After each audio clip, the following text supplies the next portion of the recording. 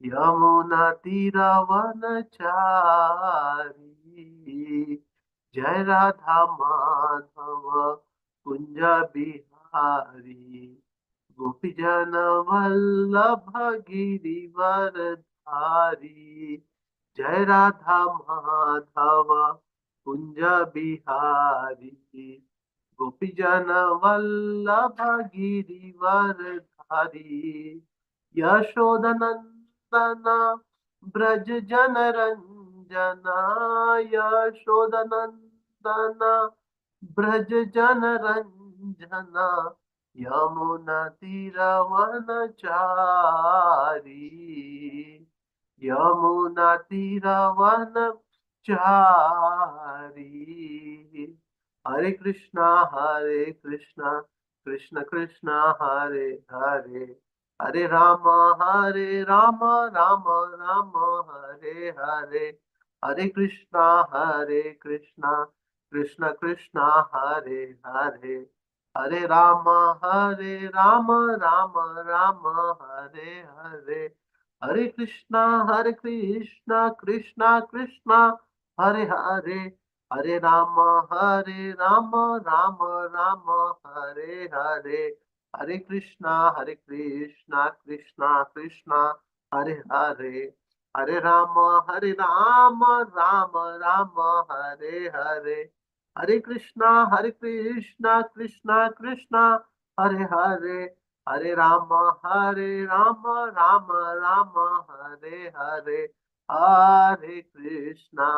हरे कृष्णा कृष्ण कृष्ण हरे हरे, हरे राम राम राम हरे हरे। जय जगन्नाथ स्वामी जय जगन्नाथ, जय बलदेवा जय सुभद्रा। राधा माधव राधा माधव श्री राधे। गौरनिताय जय गौरनिताय, पतित पावन गौरनिताय। जय प्रभुपाद जय प्रभुपाद, जय प्रभुपाद जय Srila Prabhupada. Krishna. So we'll start with prayers. ओम ज्ञानतिमिरन्धस्य ज्ञानाञ्जनशलाकया चक्षुरुन्मिलितं येन तस्मै श्रीगुरुवे नमः। श्रीचैतन्यमनोभीष्टं स्थापितं येन भूतले स्वयं रूप कदा मह्यं ददाति स्वपदान्तिकं। वन्देऽहं श्रीगुरो श्रीयुतात्पदकमलं, श्रीगुरून् वैष्णवांश्च श्रीरूपं साग्रजातां सहगना रघुनाथान्वितं तं सजीवं साद्वैतं सावधूतं हरिजनसहितं श्रीकृष्ण चैतन्य देवं श्रीराधाकृष्णपादान् सहगना ललिता श्रीविशाखान्वितांश्च नमामि विष्णुपादाय कृष्णपृष्ठाय भूतले श्रीमते भक्तिवेदान्ता स्वामिनिधि नामिने।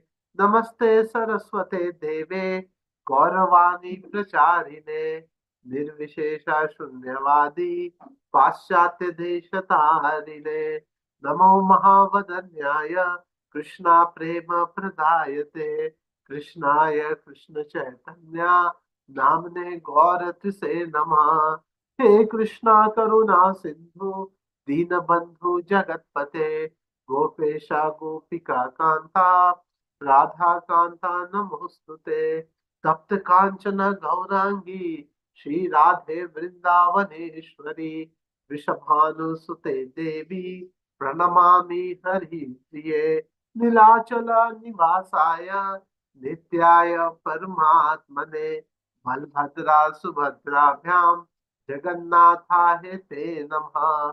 वाञ्छाकल्पतरुभ्यश्च कृपा सिन्धुभ्य एव च, पतितानां पावनेभ्यो वैष्णवेभ्यो नमो नमः। जय श्री कृष्ण चैतन्य प्रभु नित्यानंदा, श्री अद्वैत गदाधार श्रीवासादि गौर भक्त वृंदा। हरे कृष्णा कृष्ण कृष्णा हरे हरे, हरे राम राम राम हरे हरे। ओम नमो भगवते वासुदेवाय, ओम नमो भगवते वासुदेवाय, ओम नमो भगवते वासुदेवाय। Hare Krishna. We'll share the screen.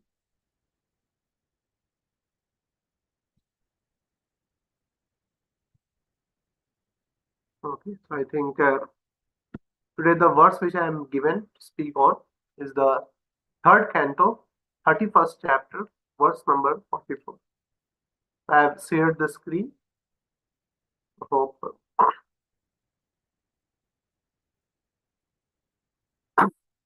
जीवो हि अस्यानुगो देहो भूतेन्द्रिया मनोमया, तन्निरोधोऽस्य मरणम् आविर्भावस्तु संभवा। जीवो हि अस्यानुगो देहो भूतेन्द्रिया Manomaya, तन्निरोधोऽस्य मरणम् आविर्भावस्तु संभवा।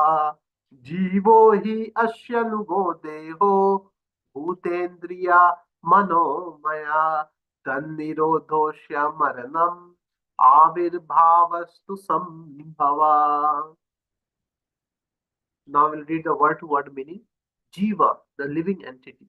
He, indeed. Asya, of him. Anugaha, suitable. Deha, body. Bhuta, gross material elements. Indriya, senses. Manha, mind. Maya, made. Tat, of the body. Nirodha, destruction. Asya, of the living entity. Maranam, death. Avidbhava, manifestation. Tu, but, sambhava, birth. Translation and purport by His Divine Grace, Abhay Charanarin Bhaktivedanta Swami Srila Prabhupada ki jai. In this way, the living entity gets a suitable body with a material mind and senses. According to his fruitive activities, when the reaction of his particular activity comes to an end, that end is called death. And when a particular type of reaction begins, that beginning is called birth. Purport. From time immemorial, the living entity travels in the different species of life and the different planets almost perpetually. This process is explained in Bhagavad Gita. Brahmayam sarva bhutani yantra rudhani maya.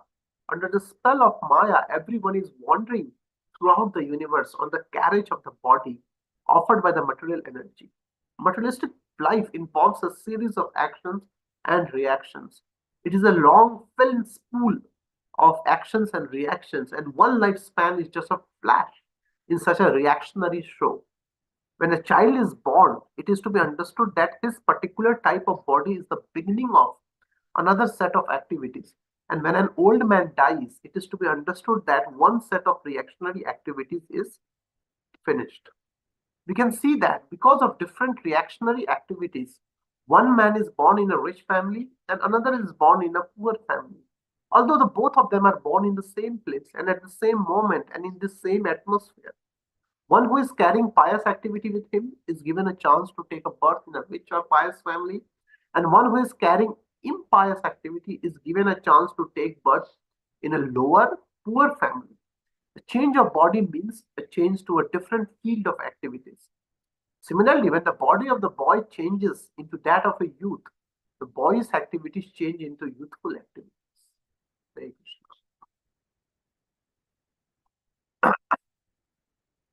So that's a very, very fundamental shloka which we are reading today. Uh, so it is one of the fundamental concept of Krishna consciousness, of how a living entity who is revolving in this cycle of birth and death, yes, what is the governing principle behind his movement in this material world, yes, what decides his current state of activity and what he is going to get in the future. Yes? As Sri Chaitanya Mahaprabhu has said, Brahman Brahmite Kono, Bhagyavan Jeev, Guru Krishna Prasade Pai, Bhakti Lata Beach. A living entity is wandering from time immemorial. Srila Prabhupada calls it Nitya Baddha. Nitya Baddha means eternally he is shackled. That's the meaning of Nitya Baddha. Means Srila Prabhupada says that we cannot even trace back since when the living entity is actually revolving in the cycle of birth and death in different species, in different times, in different planets, with a different set of actions and reactions. Yes, he is just rotating one after another, one after another. And as Srila Prabhupada here very beautifully explains, it is all governed under the perfect law of karma. Yes, it's not something random, as the modern scientists say. If you ask a modern scientist that why a person is born in such and such body, why somebody is born very healthy, somebody is born very crippled, somebody is born beautiful, somebody is born very ugly, somebody is born very intellectual, somebody is born as a dumb fool. Yes. So why all these things is happening?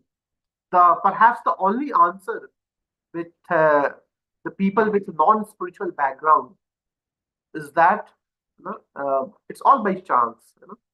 Means at 9:31, if a baby is born, okay, just throw him into a poor family.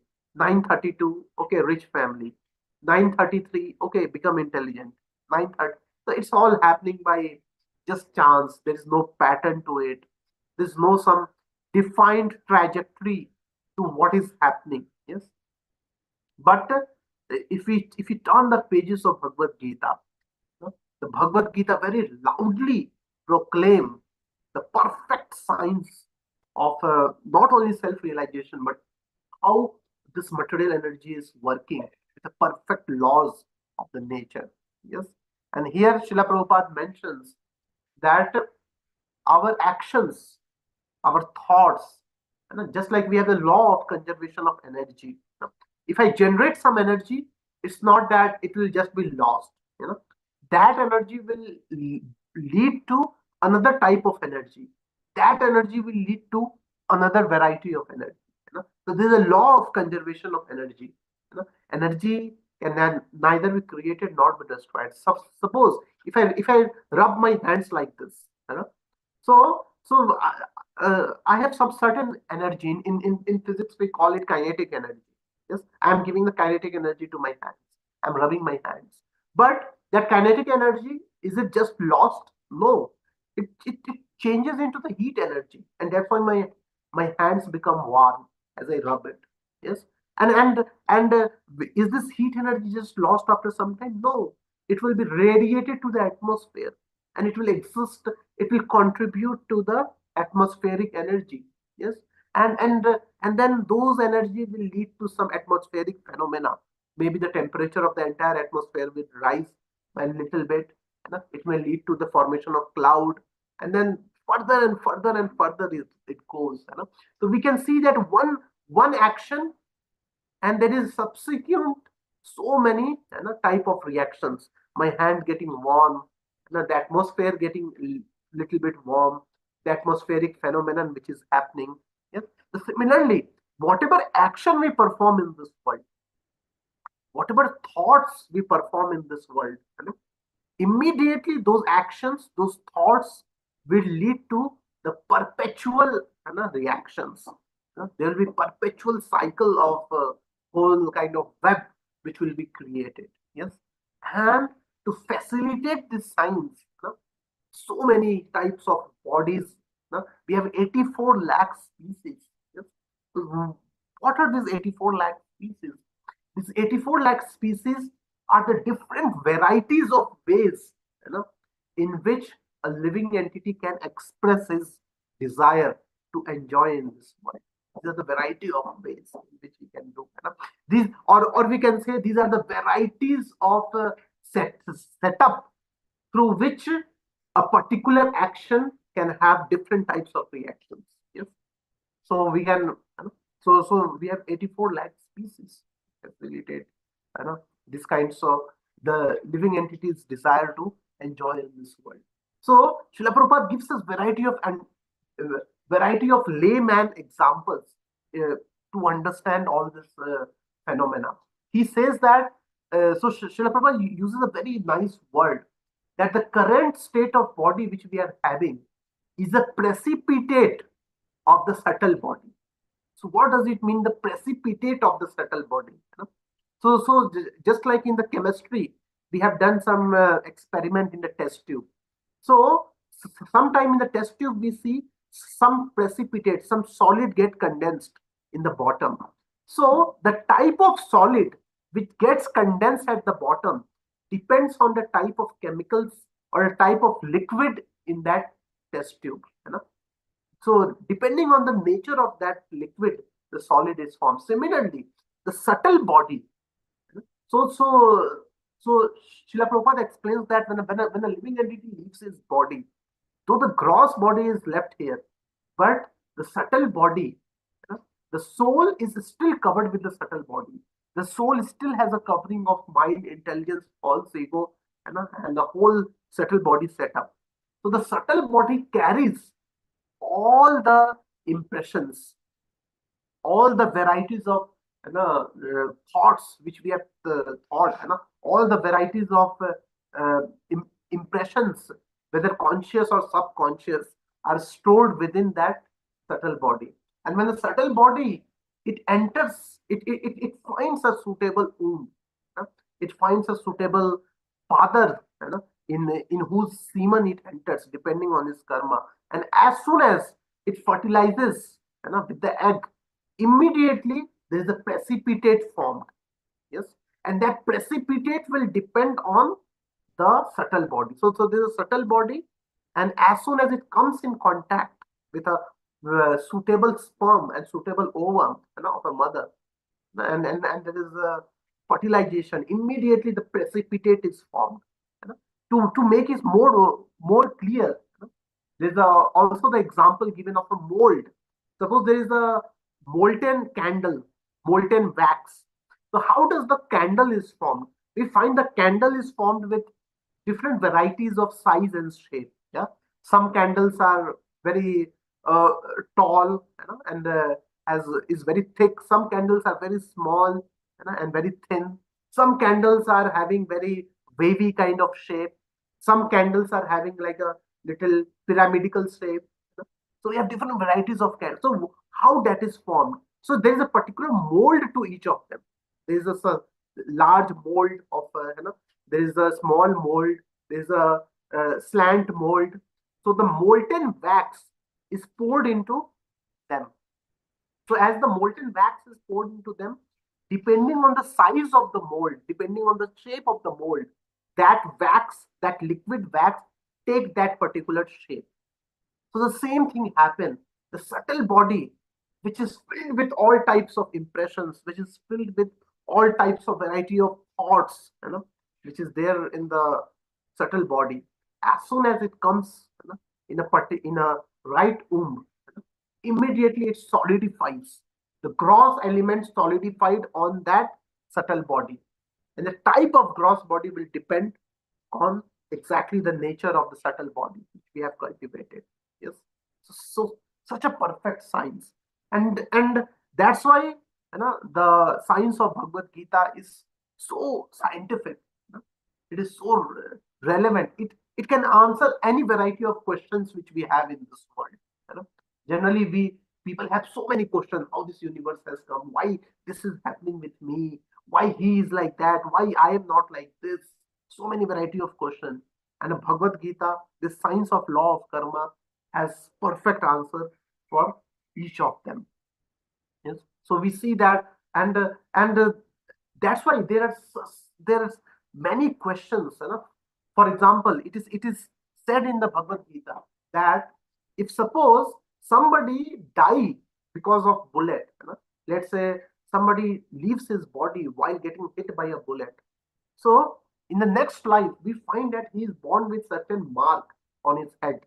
Suppose the bullet has hit. Suppose for example the phobia. We find that people when they are born, from their birth they have certain type of phobia. Somebody has a phobia of water, somebody has a phobia of great height. So different people have different phobia. So if you ask the scientific community that how come a person who has never experienced water in his whole life till now is just born, how can a person who has never experienced a great height into this world till now, because he's just born, how come he can develop the phobia? Why different type of marks are coming on the body? They actually don't have any answer. The only answer they can give is chance. By chance it has happened.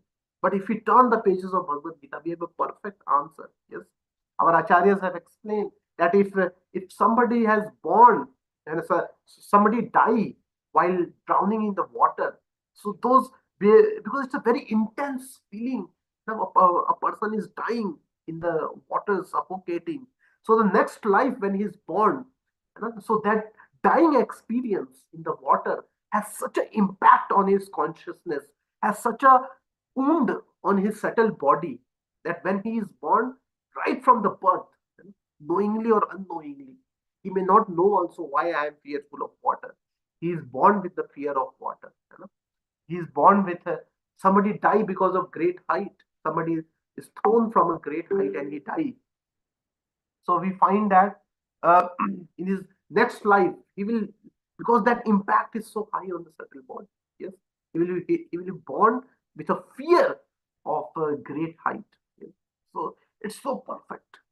It's so perfect, and it's very surprising that how amazing is Krishna's arrangement.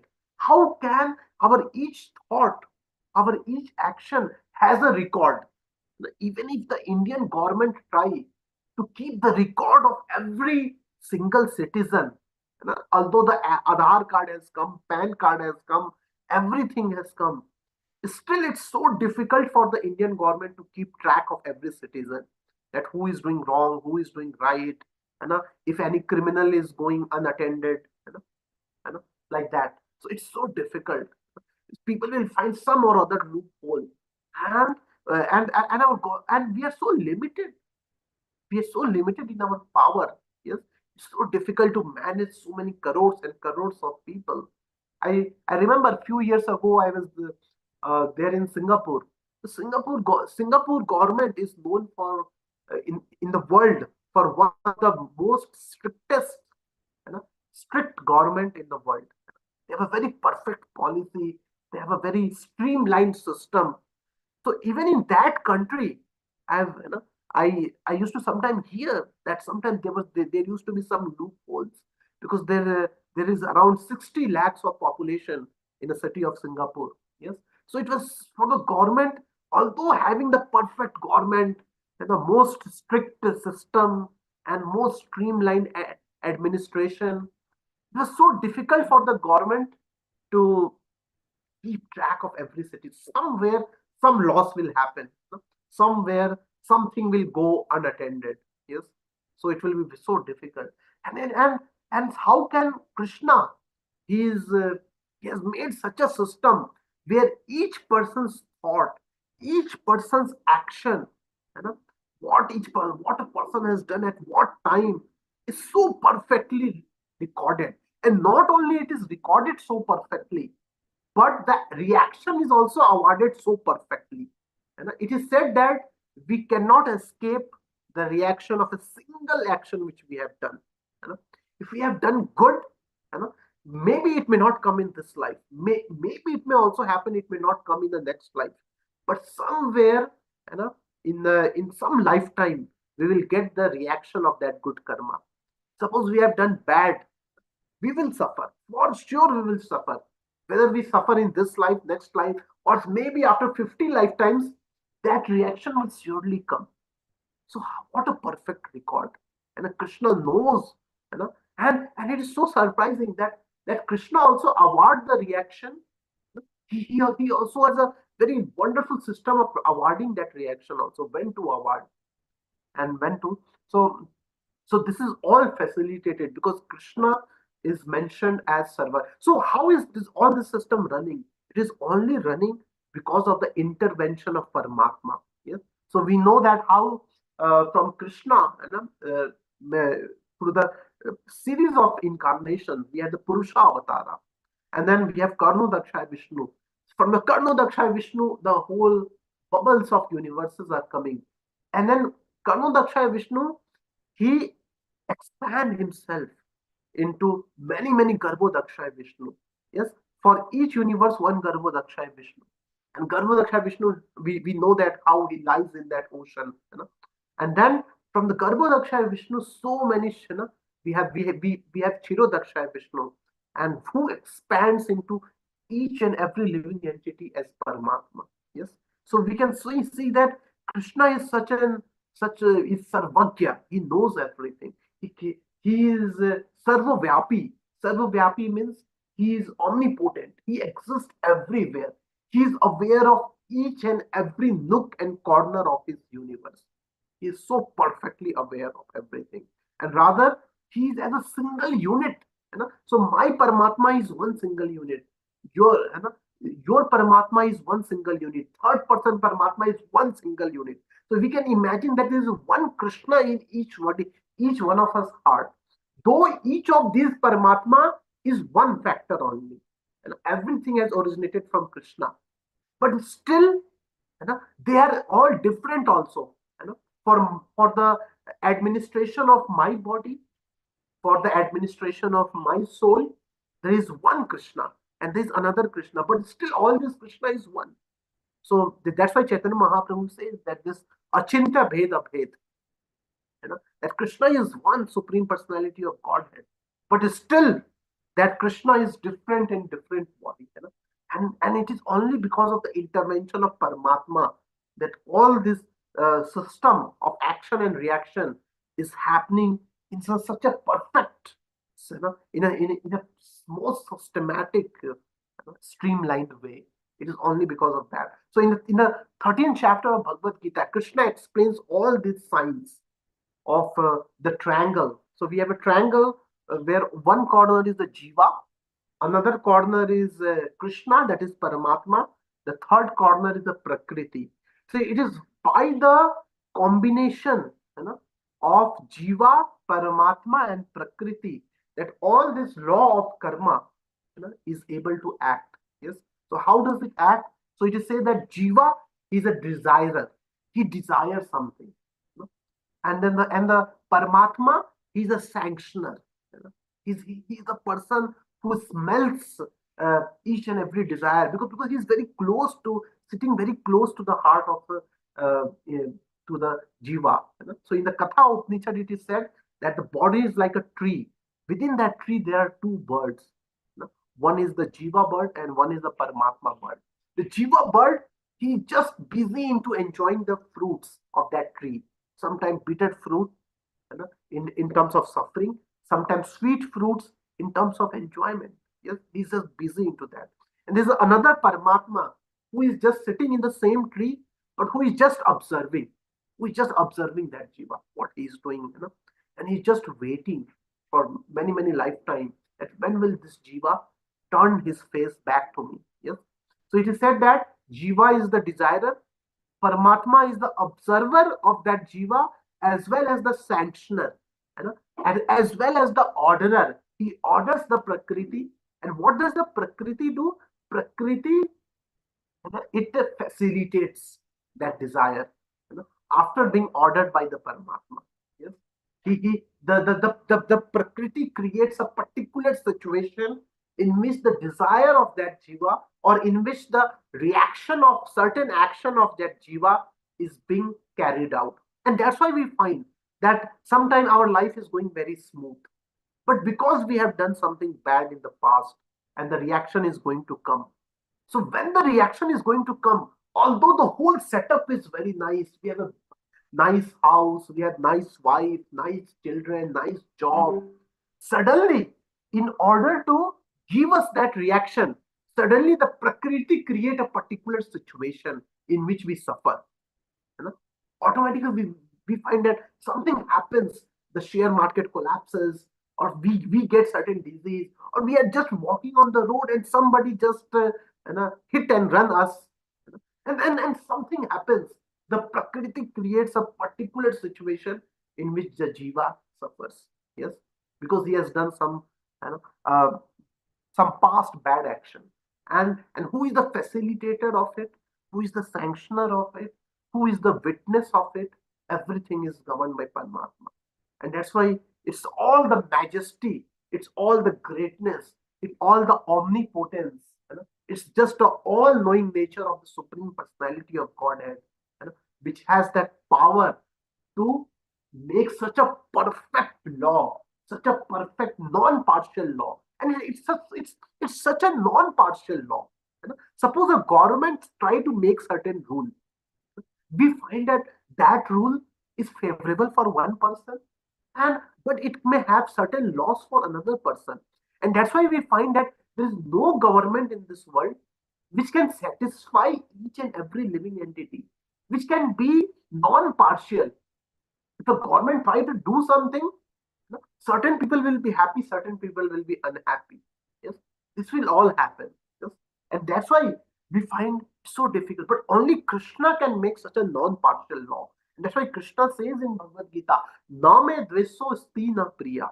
You know, so because he says, I don't have any reason to dvesya, to hate anybody. I have no reason to even favor somebody. So Krishna has created this universe in which everything is happening. You sow a certain seed and you get that type of crop. We can never blame Krishna. If we suppose go to Krishna and say, Krishna, this happened with me, this was not right, why it happened with me? Krishna is such a perfect, that he can show the entire list of our action and reaction. And he can show that how perfect the law is acting in our life. You know? Because if we are suffering or we are enjoying, it's all because of our own series of action and reaction. It is we are who have initiated it, and Krishna is just a witness. What a perfect system. You know?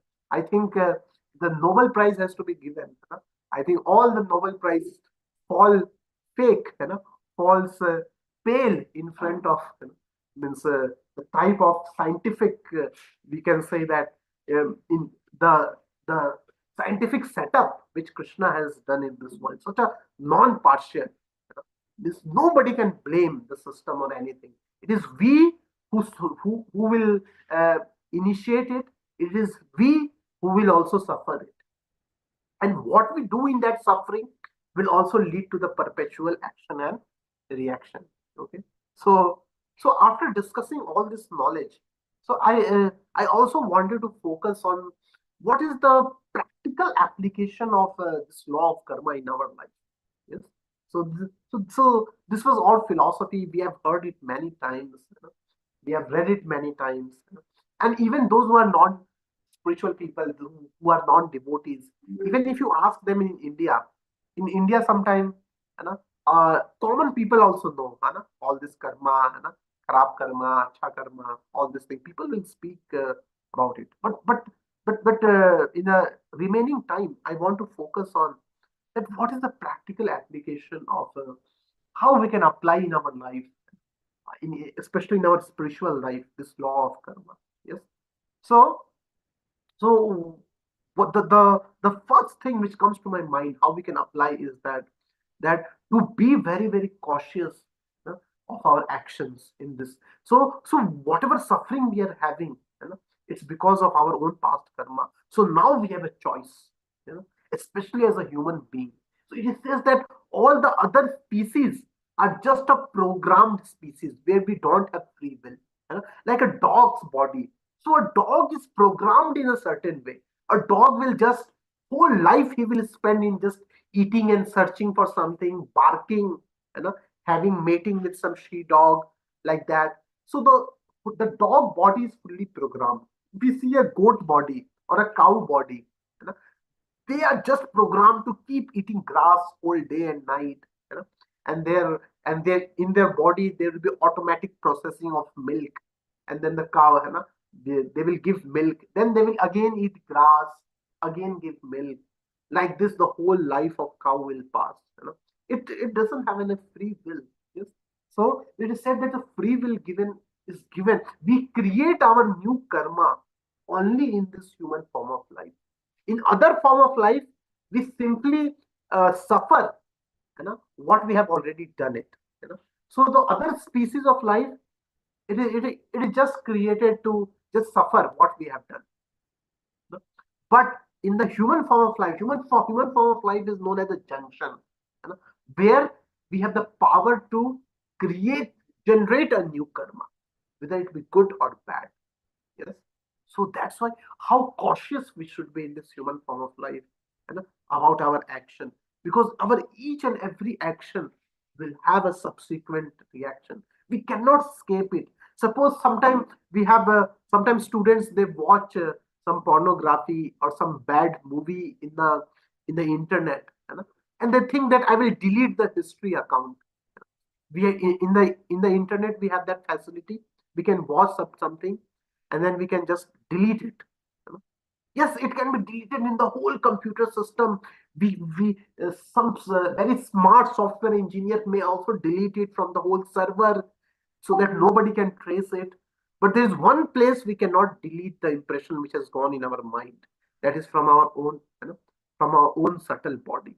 Yes, in our own subtle body, you know, that impressions of what we have seen, what we are hearing, what we are reading has entered so deep, you know, that we can never remove it. Even after many many lifetimes, those impressions still remain into it. Just like as I told previous example of law of conservation of energy. So whatever action we are generating, so how careful we should be that what we are reading, what we are seeing, what we are hearing, what type of people we are associating with. Yeah, because each of them will form a certain type of subtle body, and that subtle body will give precipitate, you know, to certain type of reaction, certain type of body in the future. Yes. So the, uh, that's why in one seminar I heard this principle of gigo principle: good in, good out, and garbage in, garbage out. Yes. So so especially in this human form of life, where we have a free will, we should be very very cautious of the type of movie, the type of sight, the type of sound, the type of taste, the type of touch, you know, because each of the five senses, they catch a certain type of rasa, rupa, gandha, and just and this five sense. So it is said that the mind is like a central, and the mind has the five extensions. Through those five extensions, the mind captures, different types of rasa, rupa, gandha, and then when they are captured, it is just stored in the mind. The mind processes it. So actual enjoyer is the mind. The senses are just a medium of the mind, the extended port of the mind, in order to supply those ingredients of enjoyment to the mind. And when it goes to the mind, it becomes a permanent, you can say that, asset of the mind. Yes, which can never be deleted from the account of the mind, and they will lead to different types of. And a second type of uh, second application which is coming to my mind, which we can learn from this law of karma, is that what we suffer, we should know that we are suffering because of our own past karma, to take complete responsibility of our own current state. Suppose sometimes we compare with others. Oh, he's having such a good job, he's having such a nice wife, he's having such a good health, but I don't have, and we just unnecessarily compare, and we sometimes curse our fate. you know. We sometimes curse the creator. "Arey, why creator has made me like this? Why I am like this? Why my life is not going good just like his life is going?" So another practical application which we can learn from law of karma is to take responsibility of ourselves. After our heart is illuminated with the torchlight of knowledge, we should have that guts to take the responsibility. Yes, I am suffering because of my own karma, because I have done something bad. That's why I'm suffering. So rather than blaming people, rather than blaming the fate, rather than blaming the creator, we should blame ourselves. And that's why Lord Brahma, in the 10th canto, he speaks that very celebrated words, Tate Anukampa Sumisekshmano Bhunjan Evatmakritam Vipakam Ridva Vipurbir Vidvan Namaste Jive Tayo Mukti Daya Bhaka. So he very beautiful says that a devotee when he suffers, so what is the state of consciousness of that devotee? When he suffers, he pray to Krishna. That Krishna, I know that it is because of my own past karma. It's not that you have done something or you don't like me. That's why you are giving me this karma. No, it's because of my own karma, Krishna. But you are so merciful that you have mercifully reduced that karma. I am meant to suffer more, but because I am a devotee, because I am trying to walk on the path of self realization. So you know that if my full flow of karma attacks me, I will not be able to practice Krishna consciousness. So you are so merciful that you have directed my karma in such a way, so that it's minimized. And not only minimized, but rather that karma is given in such a way so that it helps me in devotional service. So Krishna is so kind that Krishna gives our karma as, for example, if a devotee is practicing Krishna consciousness, so he's becoming proud, you know, and and suddenly Krishna, who may have withdrawn certain quota of karma from our life, Krishna knows that this person has become proud, so he just, releases that hold. So releasing that hold doesn't mean that Krishna will now award some punishment. No, he will just release the hold, and our natural flow of karma, had we not been a devotee, that natural flow will automatically start.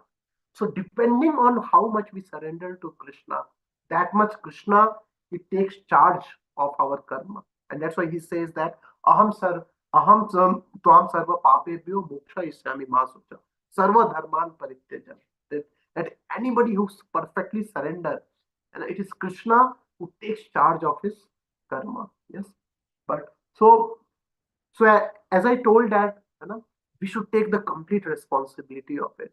And it is me, who is the actual, and that's why in the prayers of Avanti Brahman, when Avanti Brahman was discarded by his family members, Avanti Brahman was spitted upon by the people.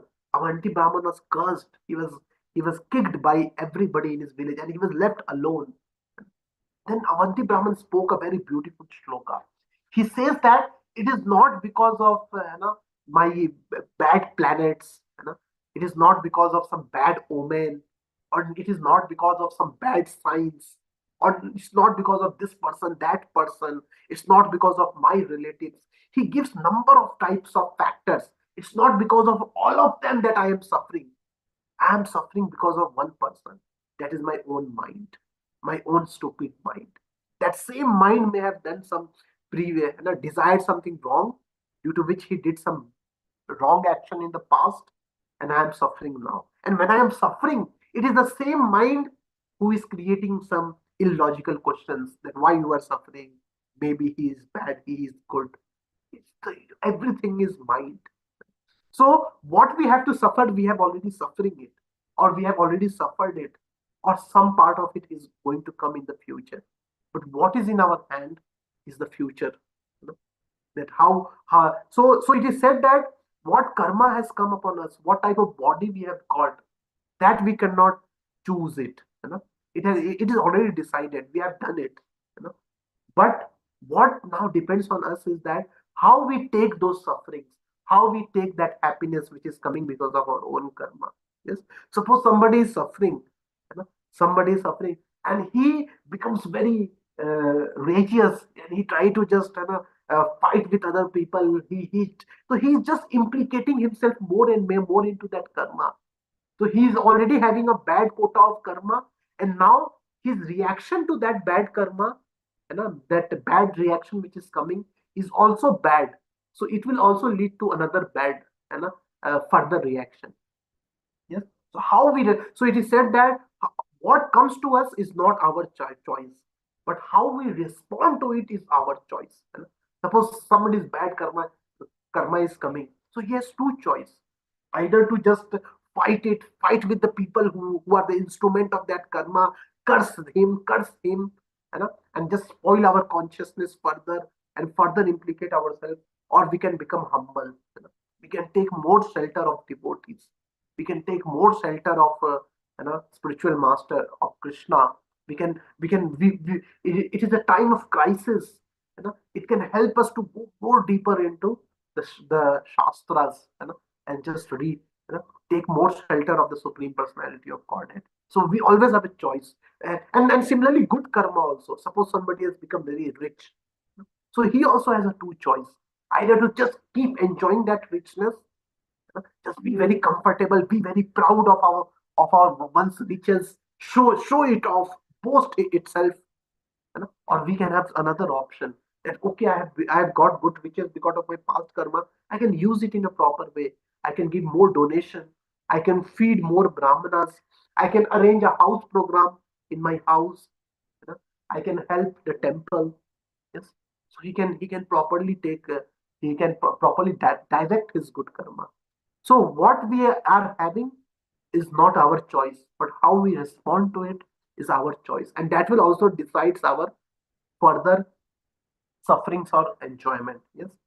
So the third application of law of karma, which comes to my mind, is that Srila Prabhupada very vehemently says in his book and in his lecture that that yes, we we we perfectly understand this law of karma. Many people who understand perfectly this law of karma, so their immediate action is that, oh, I'm suffering because of my bad karma. Now I will do good karma, and I will get promoted to the heaven. If now I do good karma, maybe next life I will not suffer. Yes. So I know one Hollywood actress. There was one Hollywood actress. I'm just not remembering her name. She had a Although she was a very famous actress, but she had lot of tough time in her life, in her relationship. She had lot of burn in her heart, because of which she suffered very emotionally. So I remember that she came to India and she started practicing some kind of meditation or something. She started reading the books. She started associating with certain saints. And her saying was that, because I know that because of my past karma, I suffered in this life. Now, in my next life, I don't want to suffer. And that's why I'm performing all these austerities. I'm trying to take benefit of the religious process, to smoothen my future journey in this world. But Srila Prabhupada says that, whether it is good karma or bad karma, both are both are actually materialistic. The actual solution is to cut the tree of this material existence itself, to cut the tree of this body, uh, itself, to completely cut the entire chain of action reaction, whether good or bad. Yes. So Srila Prabhupada, I remember his exact statement. In one lecture, he says, the body itself is a problem. Now, with this body, I am suffering. No, now I will make this body good. And in future, Srila Prabhupada says, no, neither bad karma is a problem and neither good karma is the solution. The actual problem is the whole body itself, and the actual solution is the complete removal of this body itself. Yes, that's the whole point. Because even if we generate good karma in this world, in order to enjoy that good karma, we still have to be born. We still have to keep rotating in this cycle of birth and death. And this material world is so stringent, it doesn't leave anybody. Even if we have the best karma of this world, this material existence is so designed, that perpetually it's all suffering. Srila Prabhupada says that whether you suffer or whether you enjoy, ultimately it's all suffering only. Ultimately, it's all material. Srila Prabhupada gives the example of wet mud and dry mud. Whether it is wet mud or dry mud, mud is mud, dirt is dirt. So whether the materialistic existence comes in this format or that format. Ultimately, it's materialistic existence. And eventually, though currently we may have good qualities, we may have good sanskaras, but as we keep rotating in this filthy place, in this material world, there is every chance to again accumulate the lower modes, to again get succumbed. So this material nature pulls down everybody. Even the mode of sattva, even the goodness, has every possibilities of getting pulled to the lower modes of passion and ignorance. And that's why Srila Prabhupada says that in this material world, pure goodness is very difficult. Nobody can say that I will be in a pure goodness, always goodness. In this world, the goodness, even the goodness is always tinged and mixed with the mode of passion and ignorance. And that's why Srila Prabhupada, the solution which he gives is just cut down this whole chain of birth and death. Just cut down this chain of action. Enough of it. Just cut it down. Don't try to adjust in this material world. This was another very powerful statement by Srila Prabhupada. Srila Prabhupada said that don't try to adjust in this material world, because even the best swimmer in the ocean has very likelihood of drowning at any time. Even if you are a perfect swimmer and you are swimming in the ocean very perfectly, one strong wave will come and it will destroy everything. It will strike you down, even the best swimmer in the world. And that's why the only solution, and that's why Krishna says in Bhagavad Gita that those who worship demigods, they go to demigods. Those who worship bhutas, they go to the planets of bhutas. Those who worship pitras, they go to to the pitras. And those who worship me ultimately comes to me. And that choice is left to us, whether we want to improve ourselves in this material world, keep adjusting ourselves in this material world, keep battling with the different waves of the in this ocean of material world, or to regain back our constitutional position. And that's why Srila Prabhupada very emphatically he pointed out that we are actually all souls, and the soul is eternal. Soul is full of knowledge, and the soul is full of bliss. Soul actually has nothing to do with all these things. Actually, and that's why Srila Prabhupada uses the word foreign place. He says that this material world is a foreign place for the living entity. It's not actually his home. So it is said that suppose a child who has left his mother and father, he goes into some city, he try to adjust himself. He try to do his own job, collect his own money, try to live. And after a long time, he finds that it's very tough. And yes, so one thing is that keep adjusting, keep adjusting. Maybe I will search a new job. Maybe I got divorced. Let me search for a new wife. All these things he can do. Or another very good option is that his rich mother and father are sitting, some miles away, to go back, and then and go back to his home and regain back his own natural position. Yes, and that's why Srila Prabhupada says that the soul is Satchit Ananda, but he is implicated in this material world, which is completely opposite. It is Asat, Achit, and Nirananda. Yes, and that's why this is the whole cause of suffering of this of the living entity.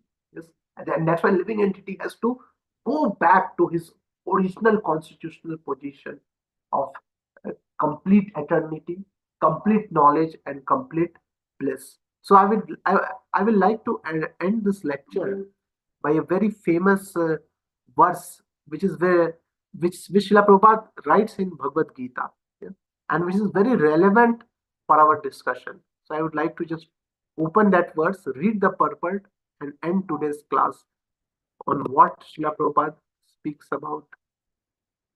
Yes.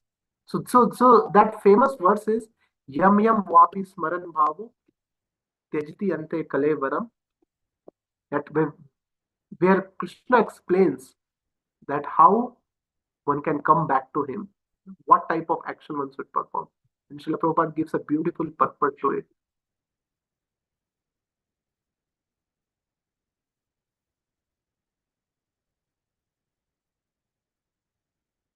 Okay, so I will just maybe share the screen.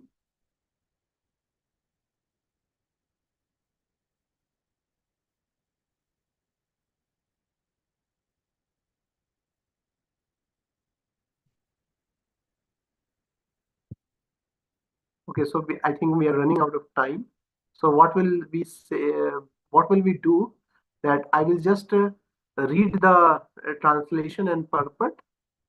Okay.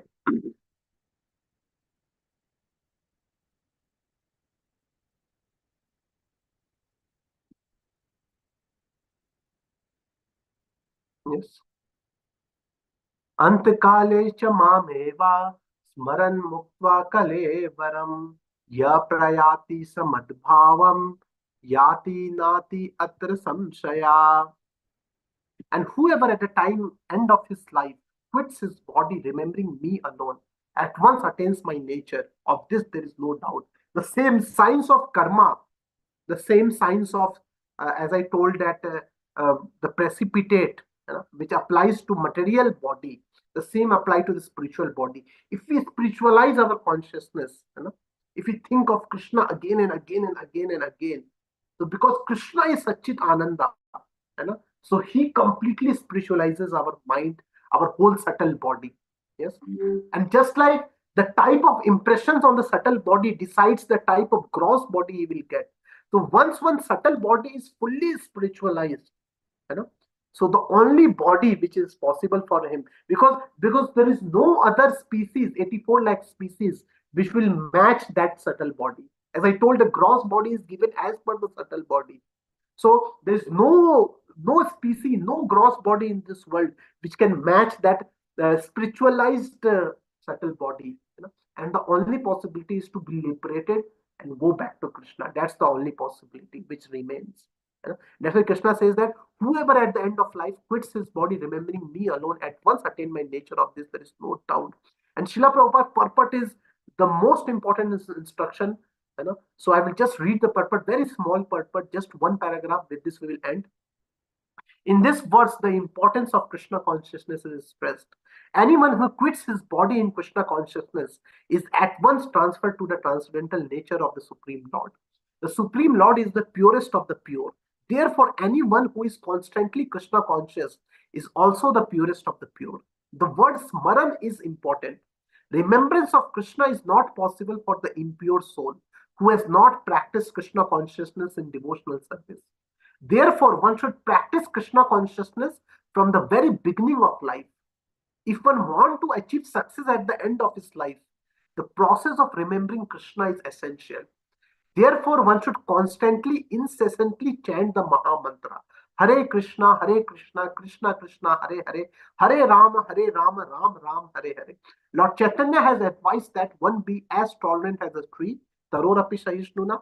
There may be so many impediments for a person who is chanting Hare Krishna.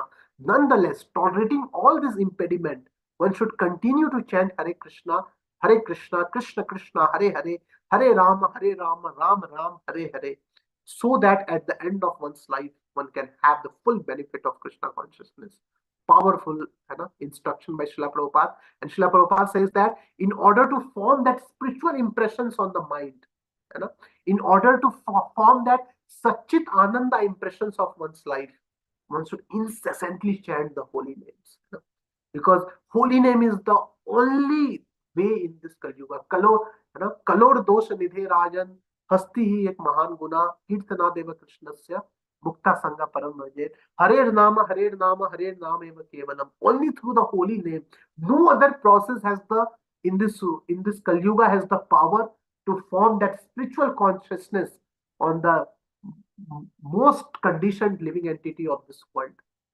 The only possibility is the transcendental and the most merciful holy name of the Lord. So more we repeat Hare Krishna, this name of Krishna, the name of Rama, the name of Hare, it will form those spiritual elements, that spiritual impressions on our mind. And the when the time comes to leave our body, because what we have in our consciousness is only Krishna, Ram, Hare, our whole is filled with it.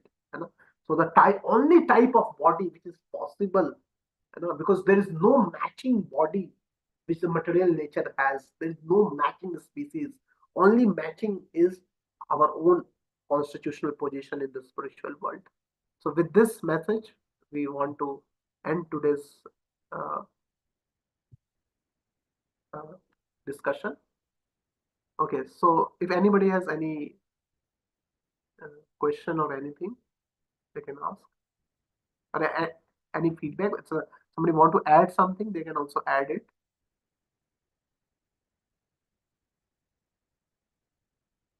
Okay. So if you don't have any discussion, with this we'll like to end our today's discussion.